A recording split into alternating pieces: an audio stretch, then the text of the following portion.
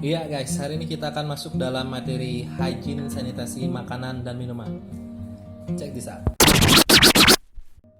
Iya, dalam materi kali ini tentunya kita ada beberapa pokok bahasannya. Di sini ada 5. Yang pertama kita tentunya akan membahas tentang apa itu hygiene dan sanitasi makanan dan minuman.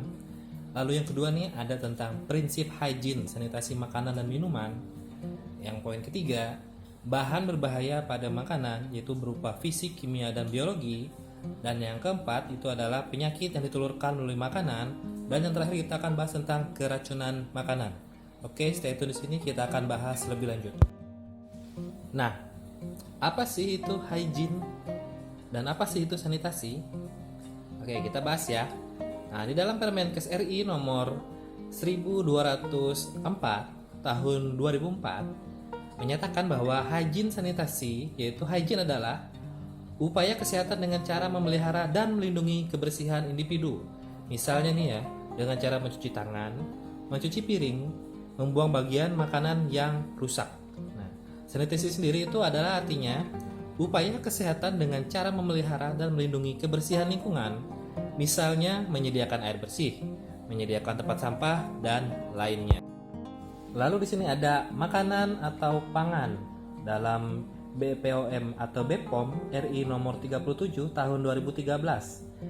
Nah, jadi makanan atau pangan itu adalah segala sesuatu yang berasal dari sumber hayati, produk pertanian, perkebunan, kehutanan, perikanan, peternakan, perairan, dan air, baik yang diolah maupun tidak diolah, yang diperuntukkan sebagai makanan atau minuman bagi konsumsi manusia. Nah, ini termasuk bahan tambahan pangan ya, seperti kata orang itu bahan penyedap, pewarna, atau pemberi rasa gitu ya.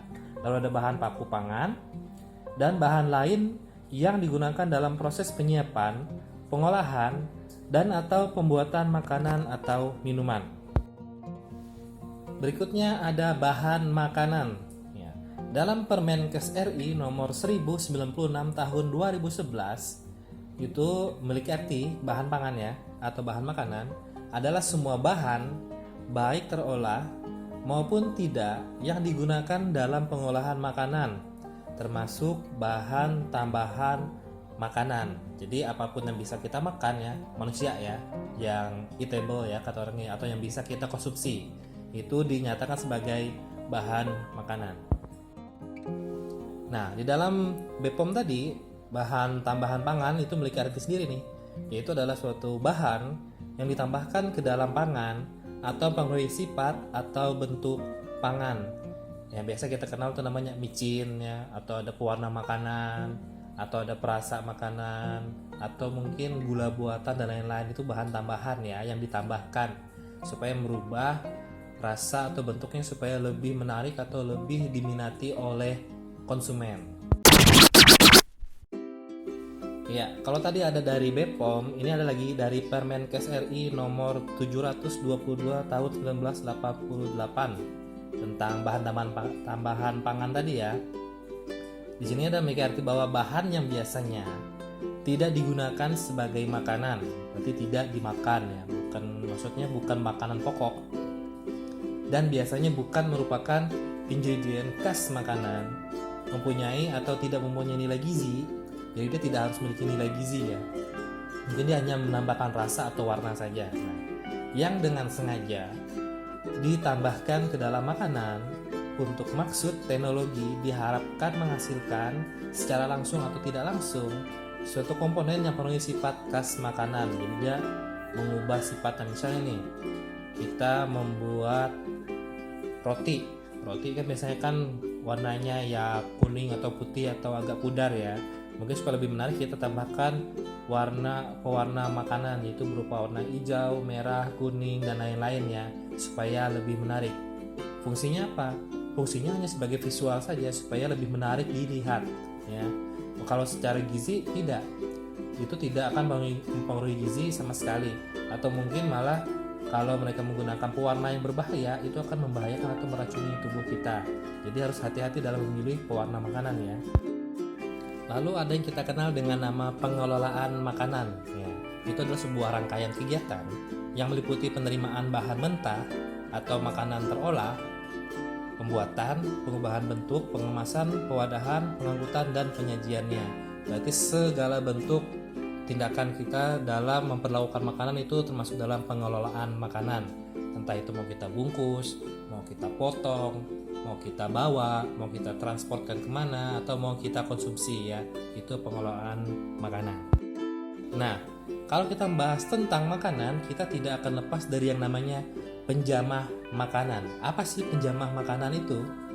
Ya, penjamah makanan itu adalah orang yang secara langsung berhubungan dengan makanan dan peralatan mulai dari tahap persiapannya, dari pembersihannya, dari pengolahannya, pengangkutannya, sampai dengan disajikannya di atas meja kita.